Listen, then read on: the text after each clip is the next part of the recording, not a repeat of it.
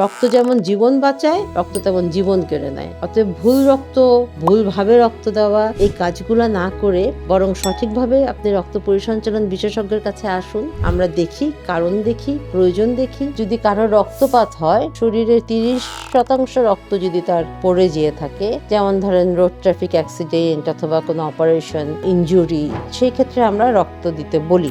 আর থ্যালাসেমিয়ার রোগী যদি হয় তাহলে তাদেরকে 8 হিমোগ্লোবিন পর্যন্ত আমরা অ্যালাউ করি, তত স্বাভাবিক জীবনযাপন তিনি করতে পারেন। কিন্তু তার চেয়ে কমে গেলে তাদেরকে আমরা রক্ত দিয়ে 10-এর উপরে করে ফেলি। অপারেশনের জন্য যদি কোনো রোগী আসেন এবং তার হিমোগ্লোবিন যদি 8 থাকে তবুও, এবং অ্যানাস্থেটিস্ট যদি ভাবেন যে করা যাবে, আমরা অপারেশন করে ফেলতে বলি। আর না হলে তাকে রক্ত দিয়ে আমরা 10-এর উপরে হিমোগ্লোবিন নিয়ে অপারেশন করি। গাইনির ক্ষেত্রেও এই একই রকম, মায়ের রক্ত যদি 7-8 হয়ে যায়, তাহলে আমরা হিমোগ্লোবিন কমলে 10-এর উপর নিয়ে তারপরে অপারেশনটা করতে চাই। মানে রক্ত কোনো টনিক না বা রক্ত কোনো ভিটামিন না যে আমরা যখন ইচ্ছা তখন দিব।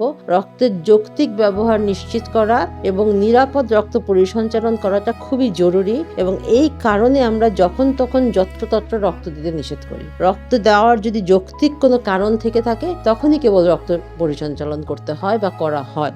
তাছাড়া অন্য উপায়ে চেষ্টা করে দেখা হয় যে বাড়ানো যাচ্ছে কিনা। যখন তখন রক্ত পরিসঞ্চালন কোনো ভালো কথা নয়। রক্ত যেমন জীবন বাঁচায়, রক্ত তেমন জীবন কেড়ে নেয়। অতএব ভুল রক্ত, ভুলভাবে রক্ত দেওয়া, এই কাজগুলো না করে বরং সঠিকভাবে আপনি রক্ত পরিসঞ্চালন বিশেষজ্ঞের কাছে আসুন। আমরা দেখি, কারণ দেখি, প্রয়োজন দেখি, এবং তারপরে কতটুকু লাগবে। আর রক্ত দেওয়া মানে এখন আমরা যদি বলি যে রক্ত দিলাম, আপনার ডোনারের কাছ থেকে নিয়ে আমি পুরো রক্তটা দিয়ে দিলাম, এটা কিন্তু আসল কথা না। এখন আমরা রক্ত আর পুরোটা দেই না, রক্তের উপাদান দিতে হয়। কেন উপাদান দিতে হয়? যার হিমোগ্লোবিন কমে গেছে তাকে লালটুকু দিলেই হয়ে যাচ্ছে, সাদাটা তার জন্য প্রয়োজনীয় নয়। যার প্ল্যাটিলেট কমে গেছে তাকে সাদাটা দিচ্ছি, যার প্লাজমাতে সমস্যা তাকে দিচ্ছি সাদাটা। কিন্তু আমাদের দেশে এই জিনিসটা এখনো সেইভাবে চালু হয়নি, জন্য আমাদের রক্তের অযৌক্তিক ব্যবহার হচ্ছে। একজন ডোনারের থেকে আমি 3টা উপাদান তৈরি করতে পারি, সেটা করছি না। আর যার প্রয়োজন নাই তাকে আমি বেশি বেশি দিয়ে দিচ্ছি, যার ফলে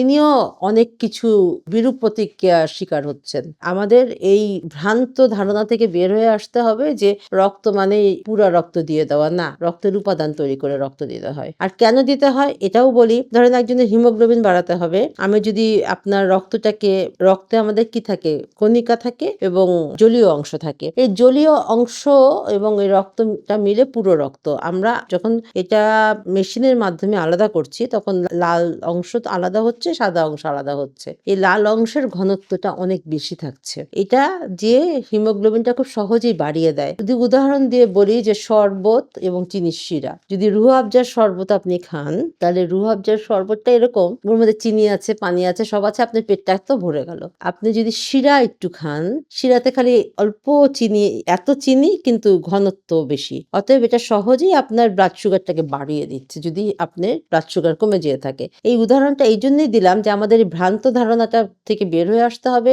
আমরা রক্তের উপাদান দেব, যৌক্তিক ব্যবহার করব এবং মানুষকে অযথা রক্ত দেব না। বাচ্চা মুরগিদের হয়তো বা অনেক বেশি প্রোটিন সোর্সটা ভালো থাকে, সেটাতে ভালো হতে পারে। অনেকে কবুতরের বাচ্চাও খাওয়ায়। আসলে এগুলোর কোনো সায়েন্টিফিক ভ্যালু আমি জানি না। প্রোটিনে রক্ত বাড়বে, বাট কবুতরের মাংস স্পেসিফিক্যালি কেমন করে রক্ত বাড়াচ্ছে বাচ্চা মুরগির মাংসে হতে পারে, কারণ ওখানে আমরা হাড্ডিটা দিয়ে যদি স্যুপ বানাই তাহলে বাড়বে, কারণ অস্থি মজ্জাটা দিচ্ছি আমি। কিন্তু এমনিতে মাংস খেলেই যে বাড়বে এটা আমার জানা নেই।